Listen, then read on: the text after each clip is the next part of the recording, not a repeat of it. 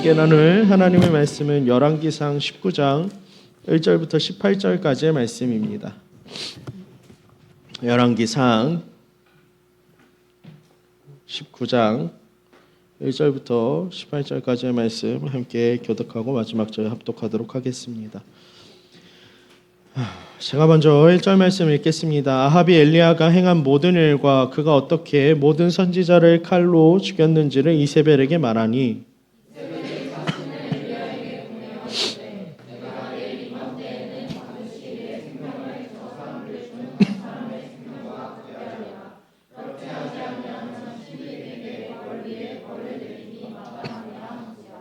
그가 이 형편을 보고 일어나 자기의 생명을 위해 도망하여 유다에 속한 브엘세바에 이르러 자기의 사환을 그곳에 머물게 하고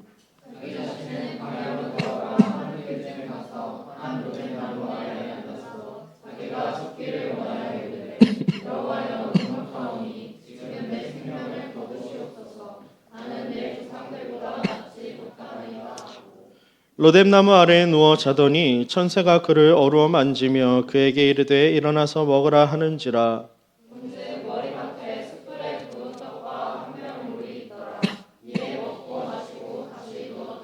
여호와의 천사가 또다시 와서 어루만지며 이르되 일어나 먹으라. 내가 갈 길을 다 가지 못할까 하노라 하는지라.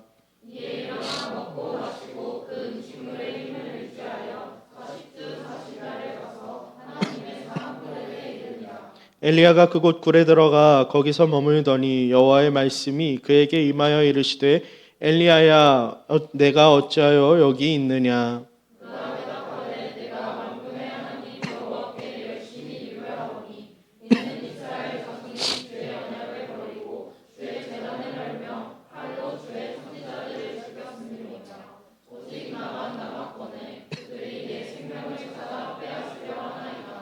여호와께서 이르시되 너는 나가서 여호와 앞에서 산에 서라 하시더니 여호와께서 지나가시는데 여호와 앞에 크고 강한 바람이 산을 가르고 바위를 부수나 바람 가운데에 여호와께서 계시지 아니하며 바람 후에 지진이 있으나 지진 가운데에도 여호와께서 계시지 아니하며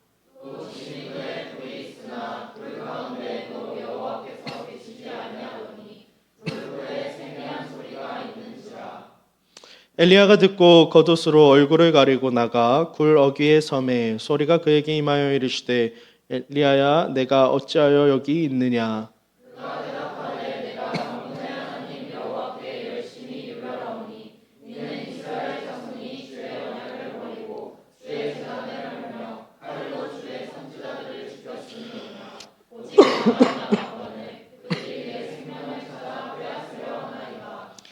여호와께서 그에게 이르시되 너는 내 길을 돌이켜 광야를 통하여 다메섹에 가서 이르거든 하사엘에게 기름을 부어 아람의 왕이 되게 하고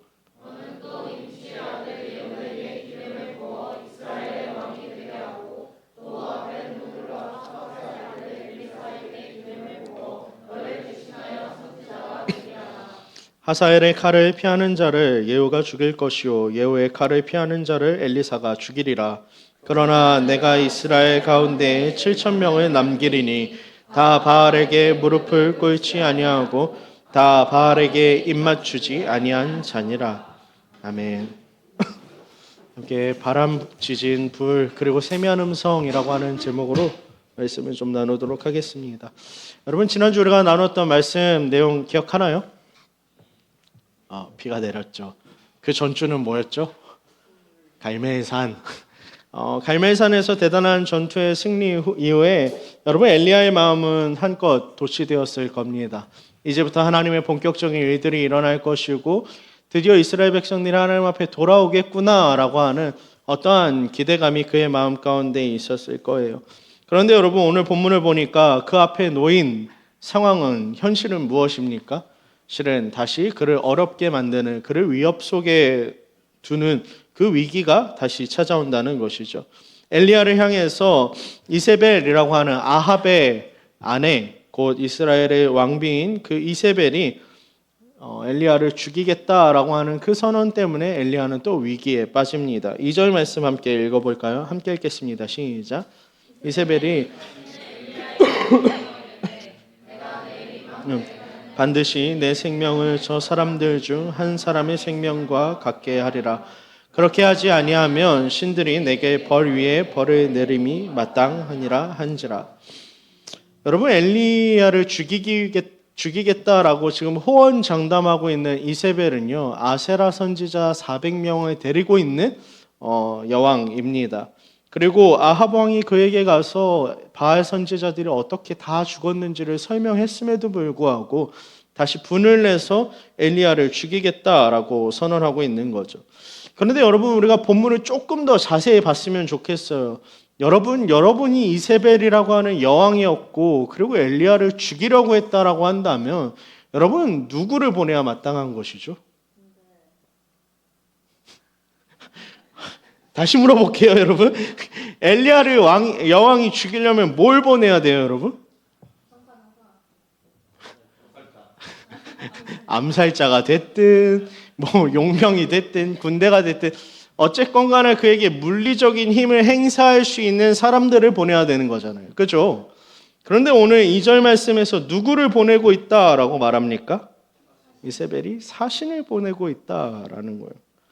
여러분, 그렇다라는 건 그녀가 지금 엘리야를 죽이겠다라고 열심히 호언장담하고 있지만 그 마음 속에는 엘리야를 죽일 마음이 있다 없다? 없다는 것을 보여주는 거죠. 우리가 잘 알고 있죠. 짖는 개는 어떻게 하지 않아요?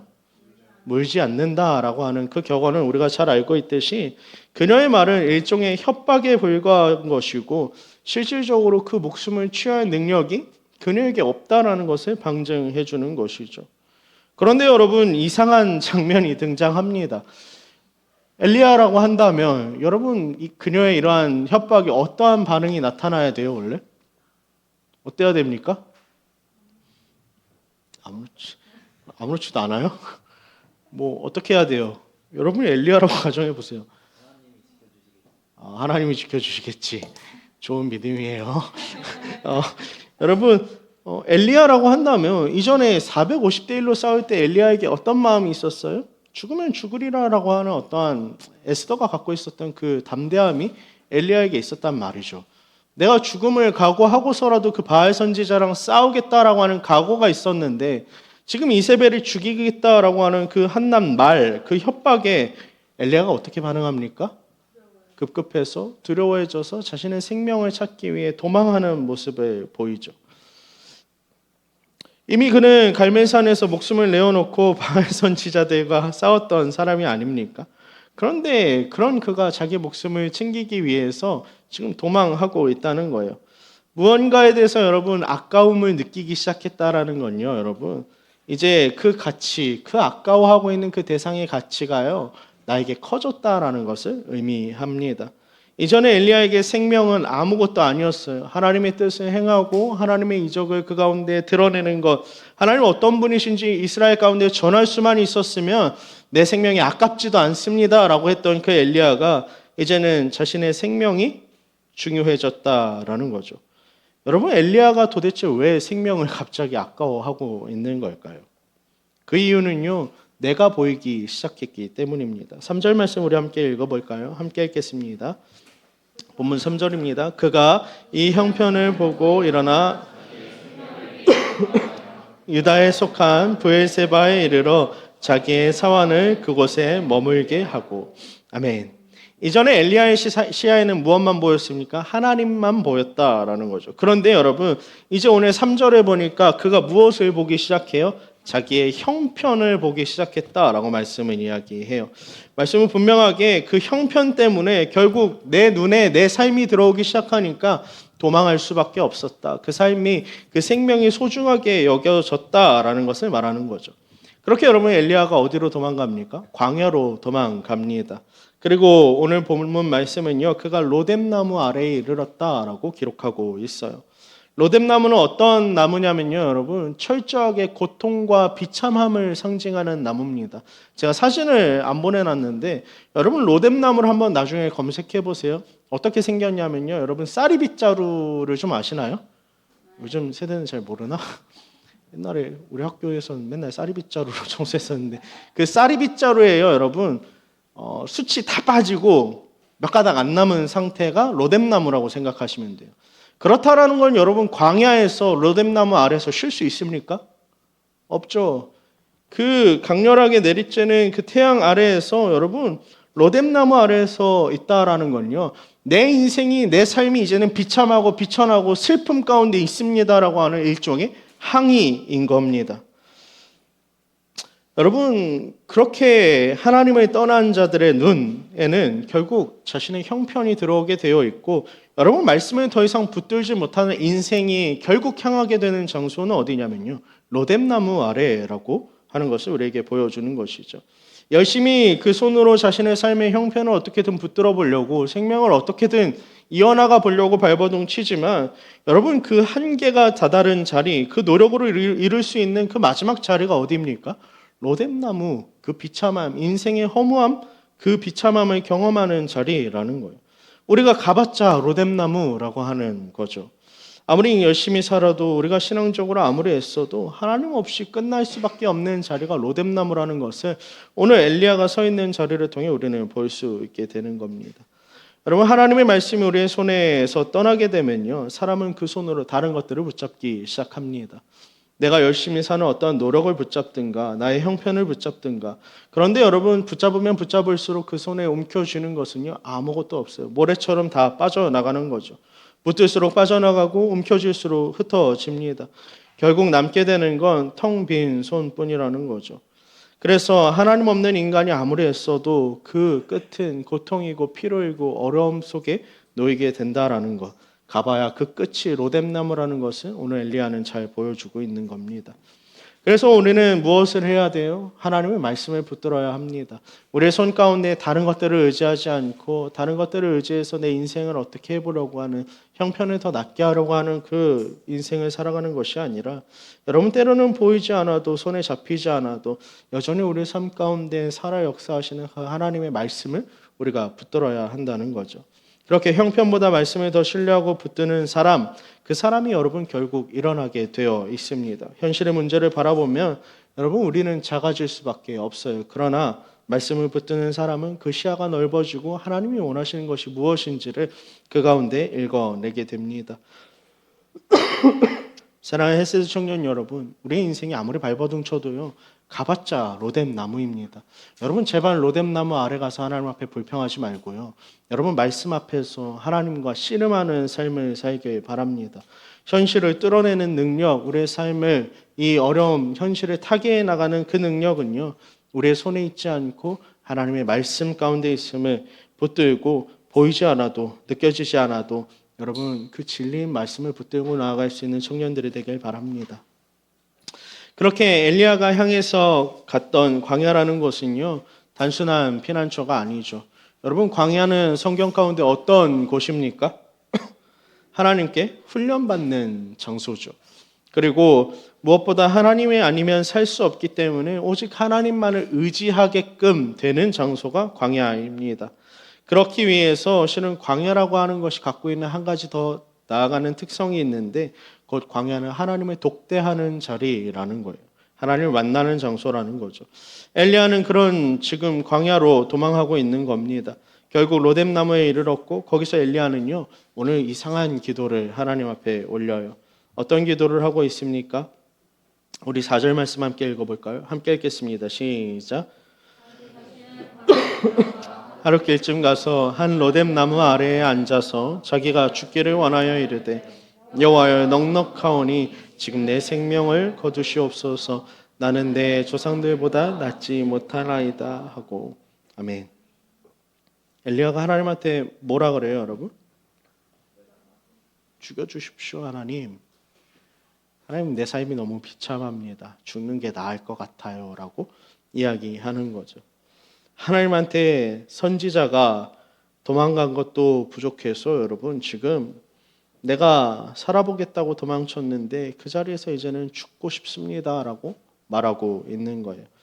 엘리야는 지금 말씀이 아니라요, 여전히 자신의 생명을 붙들고 있습니다. 말씀을 붙들지 못하는 그 인생에는요, 늘 모순이 있을 수밖에 없어요. 지금 엘리야는 생명을 붙들기 위해서, 유지하기 위해서 도망했지만 그 도망한 자리에서 죽여달라고 하는 그 모순적인 기도를 하나님 앞에 올리고 있는 거죠. 하나님을 잊고 자기의 생명을 지키려는 사람은 결국 그 생명에게 질 수밖에 없는 거죠. 하나님을 떠나면 자기의 논리로 신앙생활을 유지해 보려고 합니다. 그러나 여러분, 문제는 그게 유지가 되느냐? 그렇지 않다는 거죠. 더 지칠 수밖에 없고 결국 점점 무너져서 죽음의 자리까지 갈 수밖에 없다는 거예요. 그런데 여러분, 우리가 본문을 잘 들여다보면서 고민해야 되는 건 엘리야가 도대체 왜 죽여달라 그랬을까요? 그냥 위협이 있으니까, 내 삶이 좀 힘들어서 비참하고 어려움이 있으니까 그래서 죽여달라고 이야기합니까? 본문을 자세히 보면요, 여러분, 엘리야는 그렇게 말하고 있지 않아요. 4절 말씀 다시 한번 읽어볼게요. 함께 읽겠습니다. 시작. 자기 자신은 아래에 앉아서 자기가 죽기를 내 생명을 거두시옵소서. 나는 내 조상들보다 낫지 못하나이다 하고. 아멘. 여러분, 왜 죽여달라 그래요? 오늘 4절 말씀을 보면요, 지금 내 생명을 거두시옵소서라고 하는 그 전제가 뭐냐면, 하나님 지금 넉넉하니까 죽이십시오라고 하는 요청인 겁니다. 여러분, 엘리야에게 지금 있는 건 뭐죠? 왜 엘리야는 도대체 자기가 넉넉하다라고 말하고 있는 걸까요? 엘리야에게 물이 있습니까? 떡이 있습니까? 오선에 쥐어져 있는 확신이 있습니까? 아무것도 없어요, 여러분. 엘리야에게 넉넉하다라고 말할 만큼 지금 그의 손에 쥐어져 있는 건 뭐죠?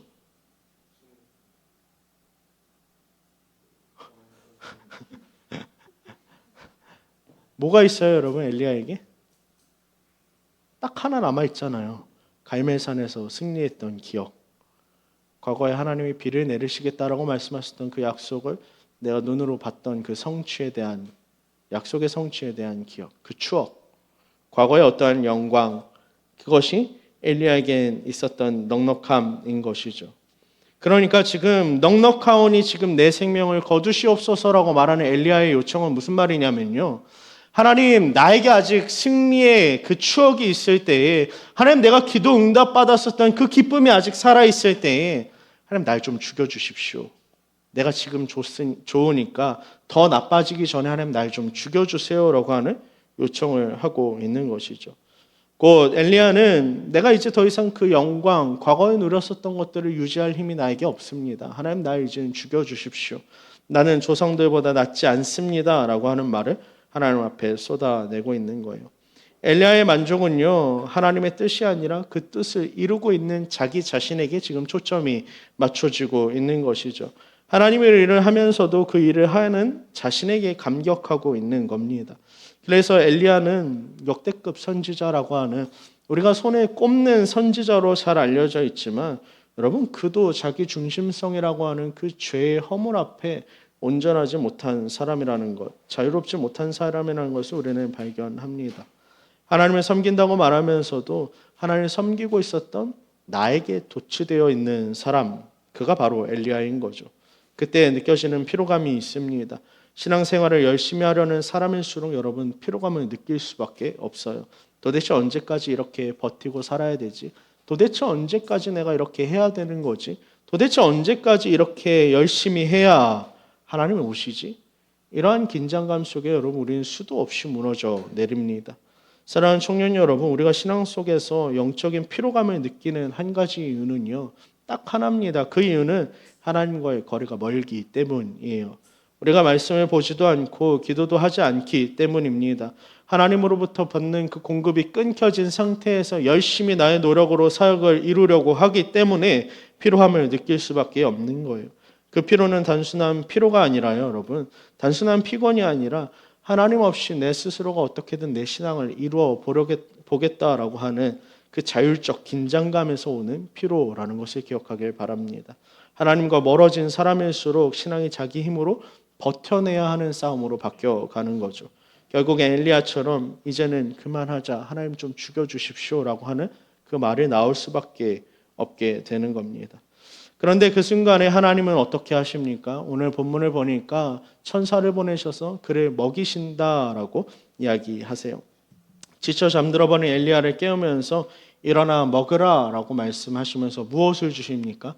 대단한 먹거리, 대단한 힘낼 무언가가 아니라 여러분 구운 떡과 한 병의 물을 그에게 허락하십니다. 여러분 너무 익숙하고 너무 초라한 음식 아닙니까? 광야에서 그에게 힘을 내게 하려면 하나님 좀 회복시키시려면 진수성찬을 좀 차려놓으시고 그에게 먹고 마셔라, 즐겨라, 누려라, 그리고 회복해라 라고 하시면 좋을 텐데 야 일어나 한 다음에 떡 하나랑 물 한 병을 주시는 거예요. 무슨 기운이 나겠어요 여러분? 기운 안 날 것 같아요. 그런데 여러분 하나님이 우리를 움직이시는 그리고 우리를 살리는 대단한 극적인 은혜가 아니라 여러분 우리를 살리는 것은요 그러한 대단한 것들이 아니라 우리에게 주어진 일용할 양식이라는 거죠. 구운 떡과 물 한 병 너무 익숙하고 초라해 보이는 밋밋한 은혜지만 여러분 그것이 우리를 살린다라는 거예요. 대단한 사건이 아니라 매일 주어지는 작고 작은 그 은혜들, 그 은혜 조각조각들이 부스러기들이 우리를 다시 일으킨다는 거죠.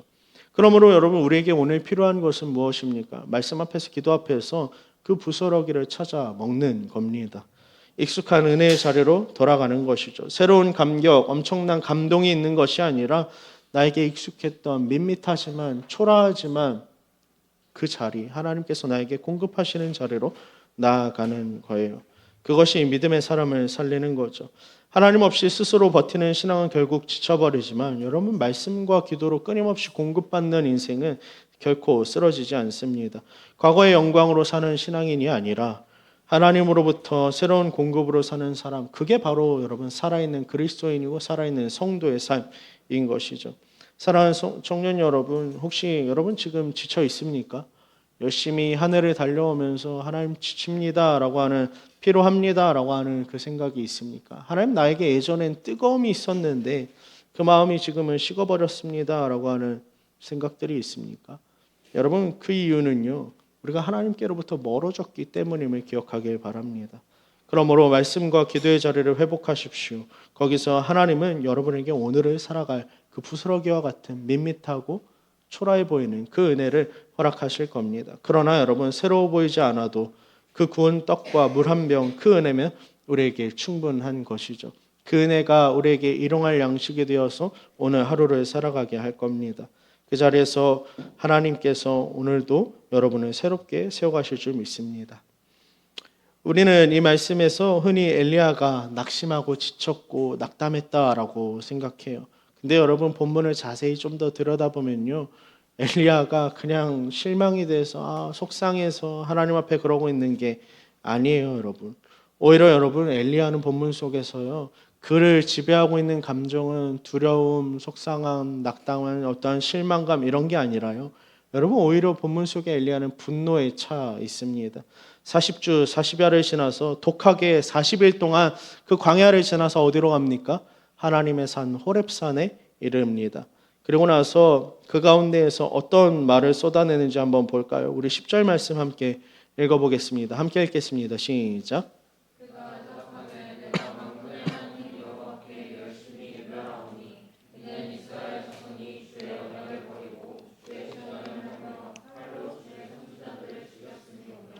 오직 나만 남았거늘 그들이 내 생명을 찾아 빼앗으려 하나이다. 아멘. 여러분 엘리야가 말하는 그 태도를 잘 보세요. 하나님의 산 호렙에 이른 다음에 하나님이 그에게 뭐라고 질문하시냐면요. 네가 도대체 왜 여기 있어? 라고 하나님이 질문하세요. 네가 어찌하여 여기 있느냐라고 질문하시자 엘리야가 뭐라 그러냐면요. 하나님, 내가 하나님 앞에 열심히 그렇게 많았는데 열심히 유별을 놨는데 모두가 다 하나님을 버리고 우상을 섬겼고 제단을 헐었고 그런 망령되이 행하는 일들을 행하는 가운데에 하나님 나만 남았는데요.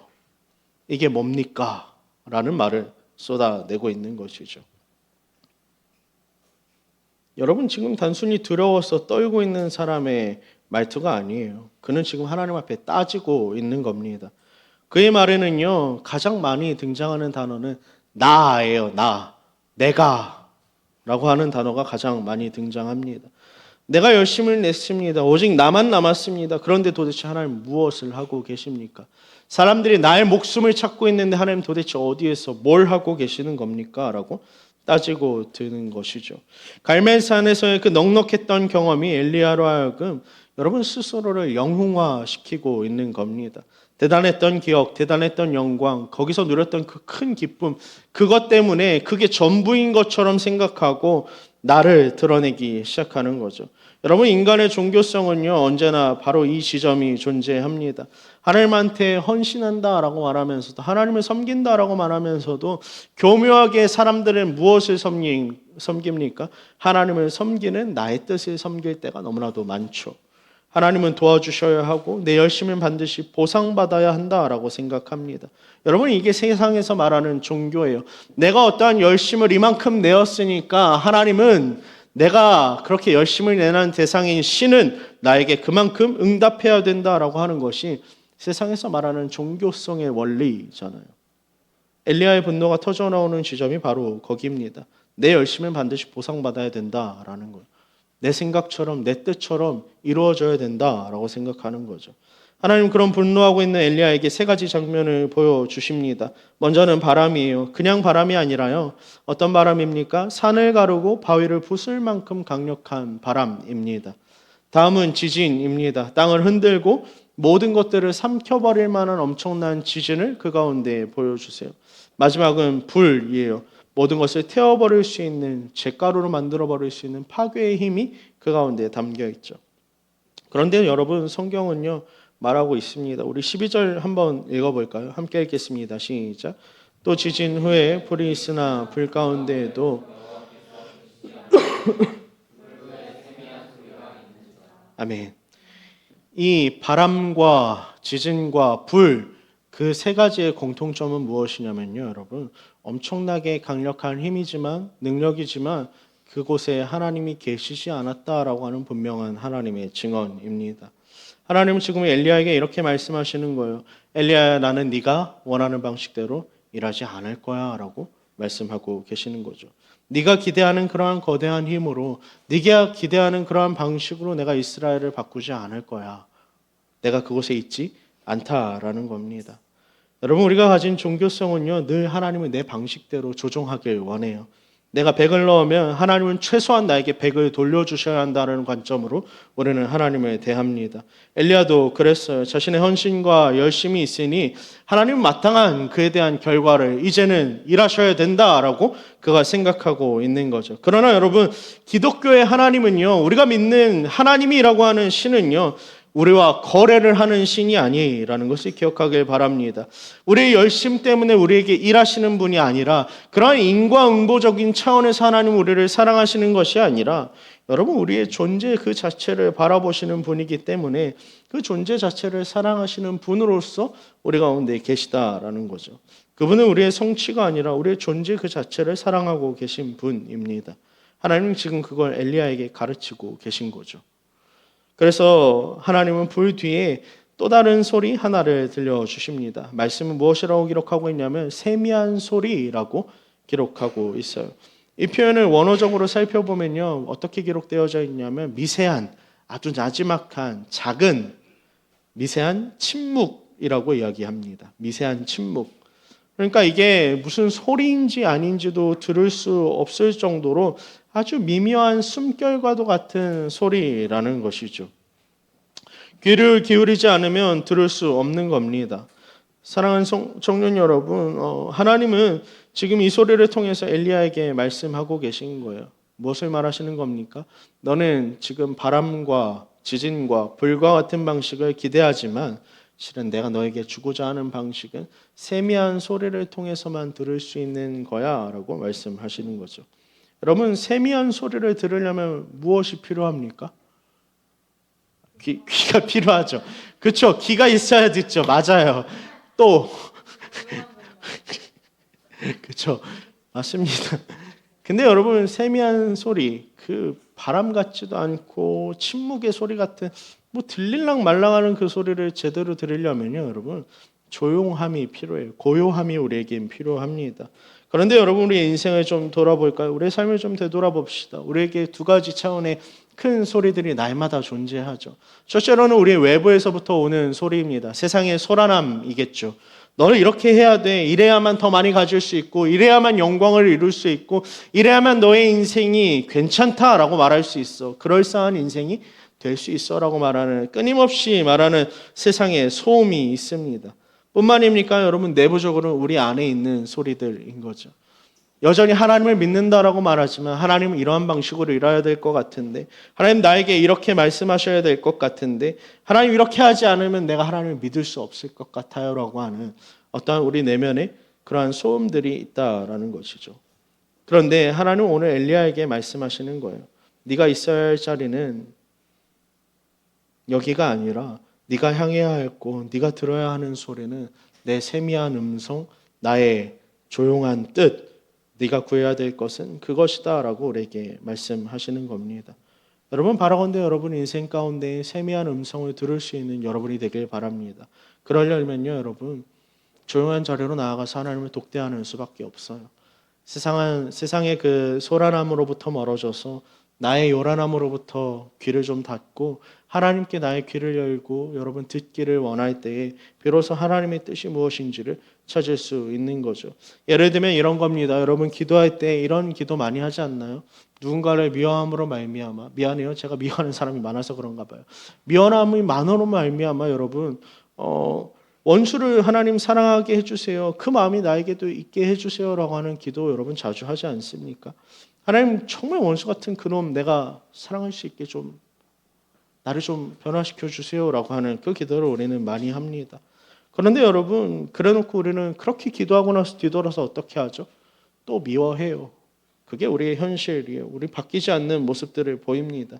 하나님의 뜻이 어디 있는지도 구하지 않은 채 하나님 원수를 사랑하게 해주십시오라고 하는 기도만 열심히 해놓고 뒤돌아서서 하나님과 뜻과는 아무런 상관없는 인생을 살아가는 거죠.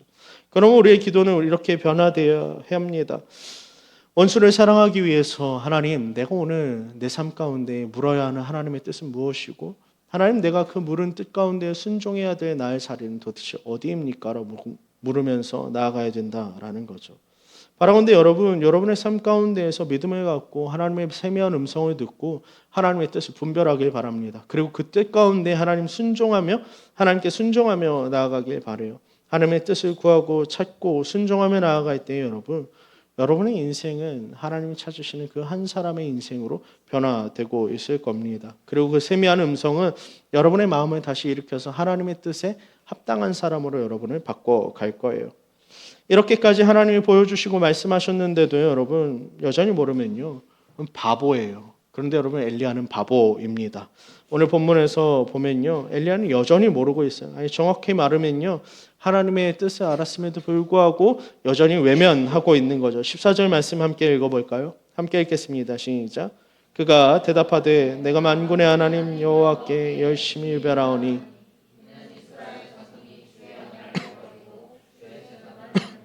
칼로 주의 선지자들을 죽였음이오며 오직 나만 남았거늘 그들이 내 생명을 찾아 빼앗으려 하나이다. 아멘. 여러분, 엘리야가 여전히 가장 많이 말하는 단어는 뭡니까? 나라는 단어예요. 내가 이렇게 열심히 컸는데, 내 열심히 이렇게 유별났는데 오직 하나님 나만 남았는데, 하나님 섬기는 사람 나밖에 없는데요. 도대체 하나님 무엇을 하고 계십니까? 라고 또다시 말하고 있는 거죠.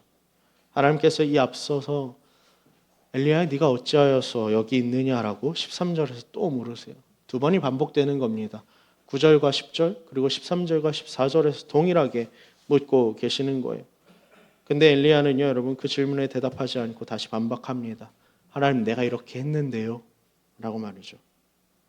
그때 하나님은 드디어 자신의 일하심이 무엇인지를 본격적으로 드러내세요. 15절 이하의 말씀 가운데에 엘리야에게 가서 이제는 세 사람에게 기름 부으라고 말씀하십니다. 첫째는 누굽니까? 아람 왕이 될 하사엘입니다. 둘째는 누굽니까? 예후입니다. 그리고 셋째는 엘리사예요. 하나님 이제 말씀하시죠. 17절 말씀 우리 함께 읽어볼까요? 함께 읽겠습니다. 시작. 하사엘의 칼을 피한 자는 예후가 죽이고 예후의 칼을 피한 자는 아멘. 여러분, 무슨 말씀을 하고 계신 거냐면요, 엘리야, 네가 보기에는 내가 일을 멈춘 것 같지만 그렇지 않다. 내가 준비하고 있는 세 사람이 있고 그 세 사람을 통하여서 나는 내 일을 이룰 것이다 라고 말씀하고 있는 거예요. 하사엘이라고 하는 그 이방인의 아람의 왕의 칼을 피한 자들은 예후라고 하는 새로 일어난 왕이 될 예후가 죽일 것이고, 예후의 칼을 피한 자는 너의 뒤를 이어서 선지자가 될 엘리사가 이제는 그들을 죽일 것이다 라고, 결코 그들을 남기지 않을 것이다 라고 말씀하고 계신 거죠. 여러분, 엘리야의 분노는요, 그의 눈을 가려서 하나님의 일을 못 보게 만들었습니다. 하나님 지금 엘리야에게 말씀하고 계세요. 또한 그 뒤에 나오는 말씀 중에서 엘리야에게 7천 명에 대한 이야기를 하십니다. 오늘 본문 18절 말씀 우리 함께 읽어보겠습니다. 함께 읽겠습니다. 그러나 내가 이스라엘 가운데 7천 명을 남기리니 다 바알에게 무릎을 꿇지 아니하고 다 바알에게 입맞추지 아니한 자니라. 아멘. 여러분, 엘리야에게 말씀하고 계신 거예요. 너 네가 다 한 것 같이. 근데 아니야 라고 말씀하고 계신 거죠. 내가 7천 명이나 되는 숫자를 남겼다라고 말씀하고 계세요.